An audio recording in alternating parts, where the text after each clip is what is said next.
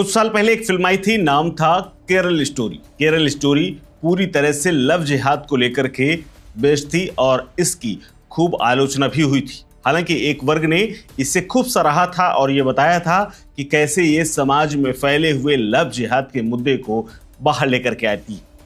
इस फिल्म को लेकर के भारतीय कम्युनिस्ट पार्टी मार्क्सवादी ने खूब आलोचना करके इसका विरोध किया था और इसके नेता पीवी भास्करन ने यह कहा था कि ये फिल्म बकवास है, ऐसा कुछ भी केरल में नहीं है। लेकिन अब वही कम्युनिस्ट पार्टी के नेता पीवी भास्करन की जब बेटी लव जिहाद का शिकार हुई है तो अब वो रो रहे हैं, उनका दर्द सामने आया है।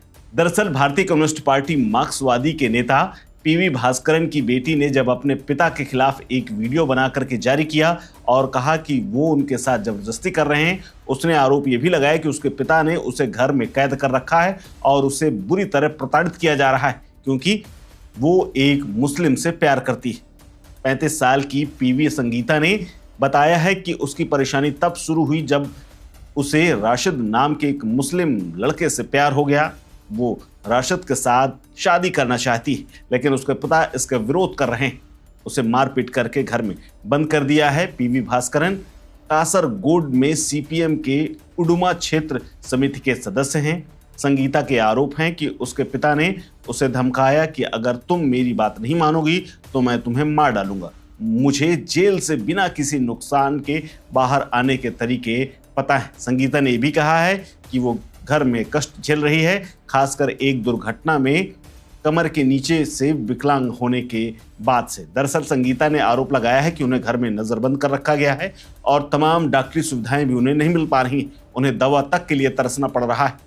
संगीता ने आरोप लगाया है कि उनके पिता ने उन्हें आत्महत्या करने और परिवार की संपत्ति से हिस्सा से अलग करने का फरमान सुनाया है और पूरी संपत्ति हड़पने के लिए मजबूर करने की कोशिश की है। संगीता ने यह भी आरोप लगाया है कि उसके पिता और भाई ने उसके गुजारा भत्ते की राशि भी हड़प ली है। संगीता ने अपने पहले पति से तलाक ले लिया था और उसका एक बेटा भी है। संगीता का सितंबर 2023 में एक रोड एक्सीडेंट हो गया था। उसके बाद उसके कमर के नीचे का हिस्से ने काम करना बंद कर दिया था। संगीता ने यह बताया कि उसे अच्छा इलाज नहीं मिल पा रहा है और चूंकि उसने अंतर धार्मिक विवाह यानी गैर धर्म के व्यक्ति से प्यार करने की इच्छा जताई है और शादी करना चाहती है, उसकी इसी इच्छा की वजह से उसे प्रताड़ित किया जा रहा है। संगीता ने आरोप लगाया कि उसे अब मर जाने के लिए कहा जा रहा है, बार बार उसके सिर पर मारा गया है। इसके अलावा पिता का दावा है कि वो एक ऐसे लड़के से प्यार करती है जिसके पहले से ही बच्चे हैं और वो शादीशुदा है, उसका नाम राशिद है। इसके अलावा अब ये मामला कानूनी भी होता चला जा रहा है।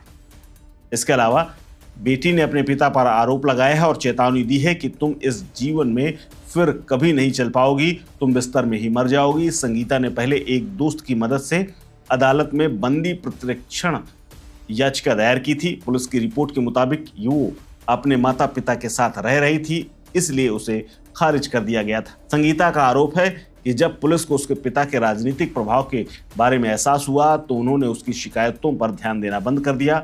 बाद में उसने जिला कलेक्ट्रेट और जिला पुलिस अधीक्षक से अपनी बात बताई। संगीता की शिकायत के अनुसार उसके पिता ने उसके तलाक के मुआवजे और सोने को भी चुरा लिया है। उसकी बीमा राशि हड़पने के लिए उसे कोमा में डालने की योजना बनाई।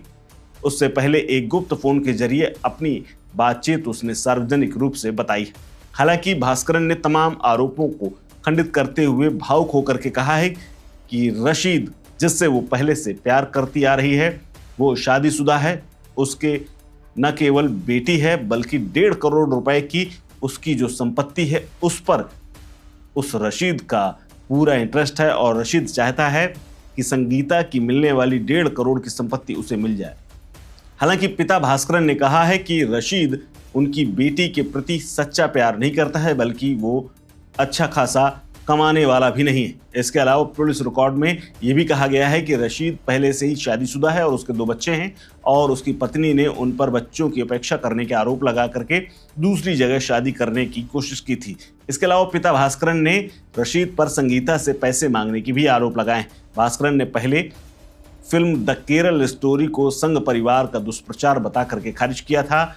मुख्यमंत्री पिनराई विजयन ने भी इस परियोजना का बुरी तरह मजाक उड़ाते हुए कहा था कि ये केवल दुष्प्रचार है। इसके अलावा कांग्रेस के नेतृत्व वाले यूनाइटेड डेमोक्रेटिक फ्रंट यानी यूडीएफ और सत्तारूढ़ सीपीएम के नेतृत्व वाले लेफ्ट डेमोक्रेटिक फ्रंट एलडीएफ ने भी इसे खारिज किया था। लेकिन अब लव जिहाद का ये मामला ऐसा सामने आया है जिसके बाद सीपीएम के नेता ही परेशान है और लगातार अपनी बेटी को बचाने की कोशिश कर रहे हैं। हालांकि दोनों के आरोप प्रत्यारोप अपनी जगह हैं, लेकिन इस पूरे मामले को लेकर के केरल की सियासत एक बार फिर से गर्मा गई है। और इसके अलावा सोशल मीडिया पर लोग कह रहे हैं कि जिस व्यक्ति ने द केरल स्टोरी को खारिज किया था, आज उसी की बेटी लव जिहाद का शिकार हुई है और उसकी संपत्ति हड़पने की एक मुस्लिम कोशिश कर रहा है।